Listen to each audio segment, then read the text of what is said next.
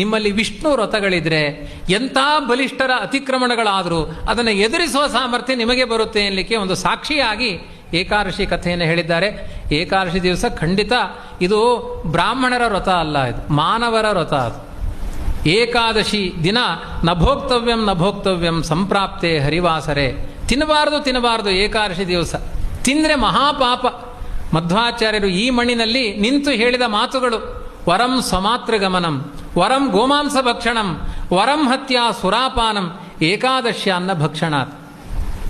ಏಕಾದಶಿ ತಿನ್ನುವುದರ ಬದಲು ಮಾಂಸ ತಿನ್ನಿ, ಗೋಮಾಂಸ ಕಡಿಮೆ ಪಾಪ ಅಂತ ಹೇಳಿದ್ದಾರೆ. ಗೋಮಾಂಸ ತಿನ್ನಿ ಅನ್ನೋದ್ರಲ್ಲಿ ತಾತ್ಪರ್ಯ ಅಲ್ಲ, ಏಕಾದಶಿ ತಿಂದರೆ ಅಷ್ಟು ದೊಡ್ಡ ಪಾಪ ಅಂತೆ. ಕುಡಿಯುವ ನೀರು ನಾಯಿ ಮೂತ್ರಕ್ಕೆ ಸಮಾನವಾಗುತ್ತಂತೆ. ಅದು ಕುಡಿಬೇಕಾದ್ರೆ ನೆನಪು ಮಾಡಿಕೊಳ್ಳಿ, ಇವಾಗ ಮಾತ್ರ ಅಲ್ಲ. ಆದ್ದರಿಂದ ಮಹಾ ಅಪರಾಧ.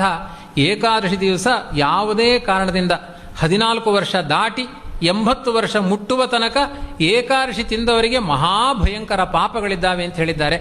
ಯಾರು ಏಕಾದಶಿ ಉಪವಾಸ ಮಾಡ್ತಾರೆ 15 ದಿನ ಮಾಡಿದ ದೇಹಜನಿತವಾದ ಎಲ್ಲ ಪಾಪಗಳು ಕೂಡ ಭಸ್ಮೀಭವತಿ ರಾಜೇಂದ್ರ, ಎಲ್ಲ ಬರ್ನಾಗಿ ಹೋಗುತ್ತಂತೆ.